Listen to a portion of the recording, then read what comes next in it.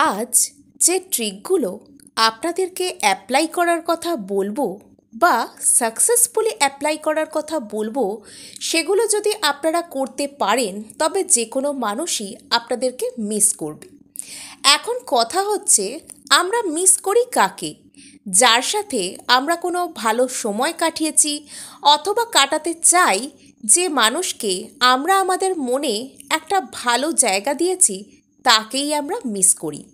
আরও একটা কথা আসে, এটা আপনারা কার কার উপর অ্যাপ্লাই করতে পারেন। প্রথমত, আপনাদের কোনো ক্রাশ থাকলে তার উপর অ্যাপ্লাই করতে পারবেন। যদি কোনো বন্ধুকে আপনারা সম্পর্কের বাঁধনে বাঁধতে চান, তার উপর অ্যাপ্লাই করতে পারবেন।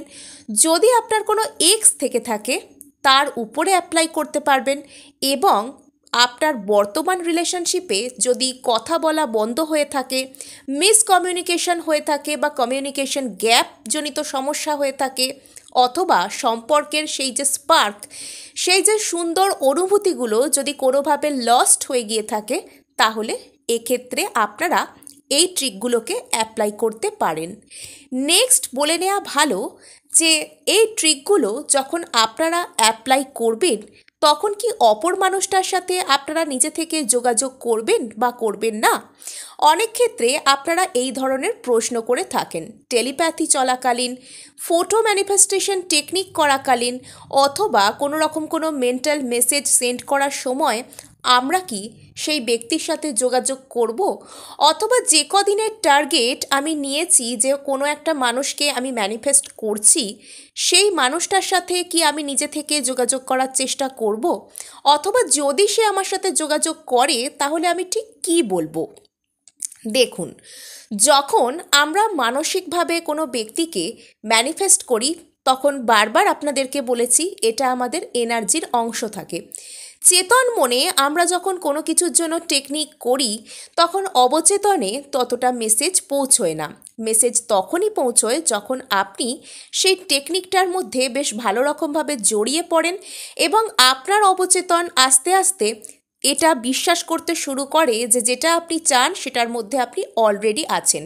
অর্থাৎ এখানে ল অফ অ্যাজাম্পশনের থিওরিজগুলো কাজ করা শুরু করে। যেরকম আপনাকে যখন আর নিজেকে বারবার মনে করানোর জন্য এফোর্ট করতে হয় না, অটোমেটিক্যালি আপনি এই ফিলিংসের মধ্যে আসতে শুরু করেন যে অলরেডি আপনি একটা হ্যাপি রিলেশনশিপে আছেন বা অমুক ব্যক্তিটা আপনার সাথে ঠিকঠাক ব্যবহার করছে।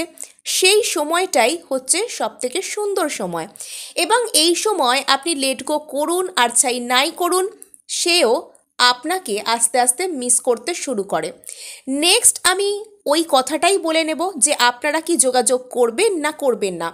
দেখুন, আপনারা যখন কাউকে মেন্টাল মেসেজ পাঠানোর প্রসেসের মধ্যে থাকবেন, সেটা 7 দিন হোক, 21 দিন হোক, যত কম দিন হোক বা বেশি দিনই হোক না কেন, এই সময়টা নিজে থেকে যোগাযোগ করার চেষ্টা করবেন না। যখন আপনার কাছে যোগাযোগ আসছে, আপনারা ভদ্রভাবে কথা বলুন, যেরকম আপনার রেসপন্স করা দরকার সেরকম রেসপন্স করুন। কাউকে দেখে অতিরিক্ত হেদিয়ে পড়ে বেশি বেশি কথা বলা, বেশি বেশি পাত্তা দেওয়ারও যেরকম দরকার নেই, সেরকম এড়িয়ে যাওয়া বা দুর্ব্যবহার করারও কোনো প্রয়োজন নেই। নর্মাল বিহেভ করুন।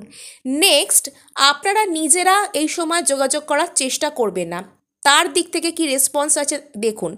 এবার অনেকের মনে হতে পারে যে আমি যদি যোগাযোগ করা বন্ধ করে দিই, তাহলে সে যদি না আসে, তাহলে বলবো আপনি যা কিছু টেকনিক করছেন সেটা আপনি ভালোভাবে বুঝতেই পারেননি, আর সেই টেকনিকটা আপনাকে ভালোভাবে এই বিশ্বাসও করাতে পারছে না যে সেটা আপনার জন্য কাজ করছে কিনা। এই কারণেই আপনার মনে হচ্ছে যে সে যদি না আসে, আমি যদি কথা বলা বন্ধ করে দিই, আমি যদি বারবার তাকে ফোন করা মেসেজ করা বন্ধ করে দিই, এই কারণেই আপনার এই কথাটা মনে হচ্ছে। যখন আপনি এই বিষয়টার যে আসল খেলাটা সেটা যখন বুঝে যাবেন যে আপনাকে ঠিক কী ভাবতে হবে আর কী করতে হবে, তখন এই চিন্তা আপনার মন থেকে নিজে থেকেই চলে যাবে যে একটুখানি কথা বলিনি, আমার মন ভারী হয়ে আছে। যদি মন ভারী হয়ে আছে, একটুখানি কথা বলেননি, তাহলে তো আপনার কোনো টেকনিকই আপনি এখনও পর্যন্ত সাকসেসফুলি করতে পারেননি। এই সব টেকনিকগুলো কেন আপনাকে করানো হচ্ছে আপনার মধ্যে থেকে ল্যাকটাকে কাটানোর জন্য। কিন্তু আপনি তো এখনও ল্যাকের এনার্জিতেই আছেন, তাই সেই মানুষটার কাছ থেকে বারবার রেসপন্স খুঁজছেন আর ভাবছেন সে নিজে থেকে এসে রেসপন্স দিয়ে বিষয়টাকে অ্যাপ্রুভ না করলে আপনার সমস্ত টেকনিকই ব্যর্থ হয়ে যাবে। আসলে কোনো টেকনিকই ব্যর্থ হয় না। ব্রহ্মাণ্ডের কাছে সেন্ড করা কোনো এনার্জি কখনো বেকার যায় না, সেটা কাজ করতে থাকে। আপনি নিজের মধ্যে থেকে ডেসপারেশনটাকে কমানোর চেষ্টা করুন। যতটুকু সময় আপনি টার্গেট নিয়েছেন তার জন্য এই সমস্ত কাজগুলো করবেন, সেই সময়টা করুন। বাকি সময়টা নিজের গ্রোথে, নিজের লুকসে, নিজের কেরিয়ারে, নিজের পার্সোনালিটি ডেভেলপমেন্ট, অনেক দিক আছে লাইফের, সেগুলোর দিকে মন দিন। সমাজে বিভিন্ন রকম ঘটনা ঘটছে, সেগুলোর প্রতি আপনার মতামত কী? আমাদের প্রত্যেকের মতামতই অত্যন্ত দামি। সেই সমস্ত দিকগুলো নিয়েও চিন্তা করতে পারেন। আফটার অল আমরা প্রত্যেকেই তো এই সমাজের অংশ, তাই না? নেক্সট, তো চলুন সরাসরি আপনাদেরকে আর বিরক্ত না করে আমি টেকনিকে নিয়ে যাব। যে কোনো মানুষকে আপনার কথা মিস করানোর সবথেকে পারফেক্ট যে টেকনিক সেটা হচ্ছে সেই ব্যক্তির সাথে আপনার যা কিছু খারাপ স্মৃতি আছে, কোনো দিন ঝগড়া হয়েছিল, কোনো দিন এই হয়েছিল তাই হয়েছিল, কথা কাটাকাটি হয়েছিল, সে আপনাকে পাত্তা দেয় না, সে খুব ইগোয়েস্ট পারসন, এই সব কথাগুলোকে একটা একটা করে মন থেকে ডিলিট করতে থাকুন এবং এগুলোর অপোজিট অ্যাফার্মেশন নিজেকে দিন এবং এরকম একটা স্টেটে নিজের একটা সাজানো একটা জগৎ তৈরি করুন। নিজেকে বারবার মনে করাতে থাকুন যে আপনাদের মধ্যে কোনো ঝগড়াই হয়নি, কোনো ঝামেলাই নেই, পারফেক্ট রিলেশনশিপ আছে। সেই ব্যক্তি আপনার প্রতি ঠিক যেরকম এনার্জিতে থাকার প্রয়োজন সেরকম এনার্জিতেই রয়েছেন। আপনাদের মধ্যে হেলদি রিলেশনশিপ রয়েছে, ইকুয়াল গিভ অ্যান্ড টেকও রয়েছে। আপনি যতটুকু এফর্ট করেন তার দিক থেকেও ততটুকু এফর্ট রয়েছে। সে চলে গেছে, থার্ড পার্টির কাছে এই হয়ে গেছে সেই হয়ে গেছে, এইসব কথাগুলো আপনি নিজেকে যত বেশি ভাবাবেন তত বেশি আপনি কষ্টের মধ্যে পড়বেন। যতই টেকনিক করুন না কেন সেগুলো আপনার জন্য এফেক্ট আনা বন্ধ করে দেবে বা আনবে না, সোজা কথা। নেক্সট বলে নিই যে এই ধরনের কথাগুলো ভাবার জন্য আপনি 7 দিনের নিজেকে একটা চ্যালেঞ্জ দিন। আপনি এরকম অ্যাক্ট করতে থাকুন যেন সেই ব্যক্তি আপনি যা যা শুনতে চান ঠিক সেই সেই কথাগুলোই আপনাকে বলছে।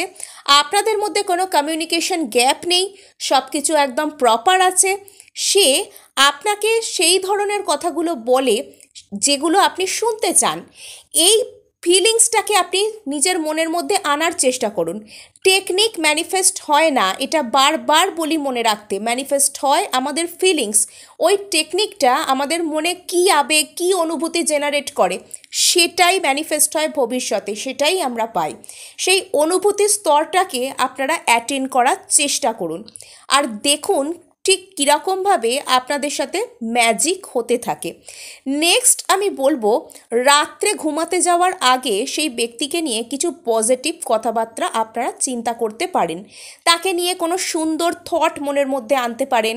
আপনারা কোথাও ঘুরতে গেছেন, আপনারা দুজন সুন্দর মুহূর্ত কাটাচ্ছেন, একে অপরের সাথে খুব কাছাকাছি রোম্যান্টিক মুহূর্ত কাটাচ্ছেন, এইগুলো আপনারা রাত্রিবেলা ঘুমানোর আগে ইম্যাজিন করতে পারেন।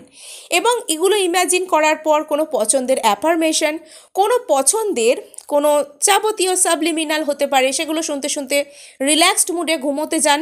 মনে রাখবেন রাত্রে ঘুমানোর আগে আর সকালে ঘুম থেকে ওঠার পরে ওই যে আধো ঘুম আধো জাগা সময়ের যে পরিস্থিতিটুকু, তার মধ্যে আমরা যে যা কিছু মনে করি, যে যা কিছু থটস মনের মধ্যে আনি, সেটা কিন্তু ভীষণভাবে ম্যানিফেস্ট হয় এবং সেটাই আমাদের রিয়েলিটি হয়।